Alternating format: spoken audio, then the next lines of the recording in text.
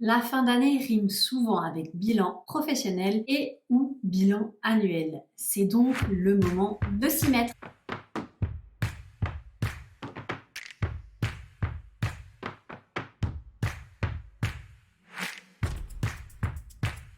Bonjour à tous et bienvenue dans cette nouvelle vidéo où nous allons parler des entretiens de fin d'année. Qu'il s'agisse de l'entretien professionnel ou de l'entretien annuel, la fin d'année sonne souvent la mise en place de ces entretiens. Ils ont toutefois des objectifs totalement différents et c'est ce que nous allons voir ensemble. L'entretien annuel, tout d'abord, est un entretien qui fait le point sur les objectifs de l'année passée et un plan d'action sur l'année à venir. L'entretien professionnel, quant à lui, est orienté vers les perspectives d'avenir et d'évolution collaborateurs. Si vous ne deviez faire qu'un seul rendez-vous pour ces deux entretiens, commencez par l'entretien professionnel. Cela permettra d'évoquer plus sereinement les perspectives d'avenir que si vous commenciez par l'entretien annuel qui fait le point donc sur les objectifs. Attention, pour l'entretien professionnel, vous pourriez aussi avoir à faire l'entretien bilan pour les collaborateurs qui sont dans l'entreprise donc depuis 2015 puisque nous sommes en 2021. Il faudra donc faire cet entretien bilan en même temps que l'entretien professionnel des 6 ans. Qu'il s'agisse de l'entretien annuel, de l'entretien professionnel ou de l'entretien bilan à 6 ans, il faudra à chaque fois une trame différente. Voyons tout d'abord ensemble l'entretien professionnel.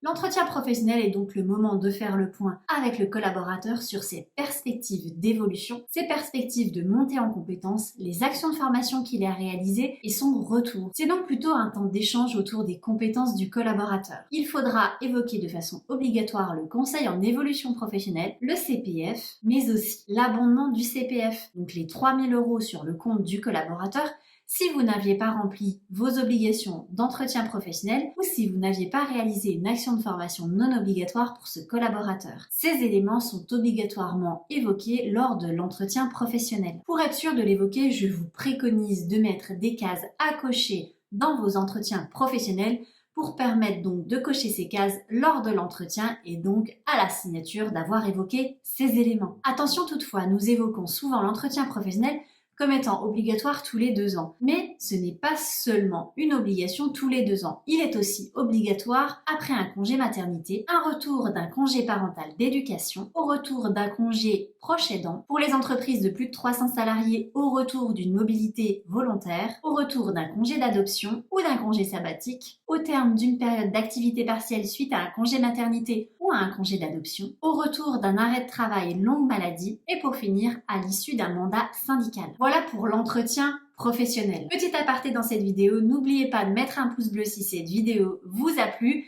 et de vous abonner à la chaîne pour ne manquer aucune vidéo. Pour l'entretien annuel, il s'agit là de faire le point avec le collaborateur sur ses objectifs fixés l'année passée et sur le plan d'action à mettre en œuvre l'année suivante. Il faut donc identifier si les objectifs ont été atteints ou non et donc le plan d'action à mettre en œuvre pour l'année à venir. Attention, l'entretien annuel est facultatif car non inscrit dans le code du travail. Toutefois, certaines conventions collectives ou accords d'entreprise l'imposent, auquel cas il est indispensable de le mettre en œuvre. Attention, en tant qu'employeur, vous ne pouvez pas faire passer des entretiens qu'à une partie de vos collaborateurs, notamment vos cadres au forfait. Il faudra alors faire des entretiens annuels à l'ensemble de vos collaborateurs. Le salarié doit être informé dès son embauche de la réalisation d'entretiens annuels, leur périodicité, leurs modalités et les outils liés. Pour l'entretien annuel, je vous préconise de partir d'une fiche de poste, d'une fiche de mission ou d'une fiche de fonction et de préciser quels sont les objectifs à atteindre. Vous pouvez aussi fixer des objectifs chiffrés, auquel cas lors de l'entretien annuel, vous ferez un point sur les activités et les chiffres de l'année écoulée en les étudiant avec votre collaborateur. L'entretien annuel doit être préparé afin d'échanger avec le collaborateur sur donc les objectifs réalisés et les nouveaux objectifs à co-construire. Nous verrons la préparation de l'entretien annuel lors d'une prochaine vidéo. Pour votre entretien annuel, il est essentiel de reprendre des éléments factuels. Des grilles d'autopositionnement peuvent être construites pour votre collaborateur. Cela vous permettra d'ouvrir l'échange donc sur les compétences et les objectifs. À la fin de l'entretien, chaque partie a son plan d'action, la mise en œuvre d'un accompagnement ou de formation pour le N+1 et la réalisation de nouveaux objectifs pour le collaborateur.